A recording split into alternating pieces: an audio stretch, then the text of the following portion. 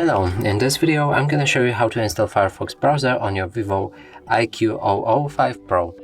So in order to do this, let's open our Google Play Store and from here search for Firefox browser. Hit the search button, select this app and then install it.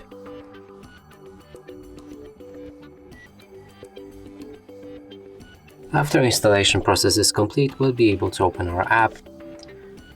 From here we can customize it, so you can choose the theme, pick your toolbar placement, change always on privacy settings, synchronize Firefox between other devices, and finally read the privacy notice. After all that, click on start browsing and open any website. As you can see, the browser works perfectly. And that's it for this video. Hope you like it. Please consider subscribing to our channel, leave a like and a comment below.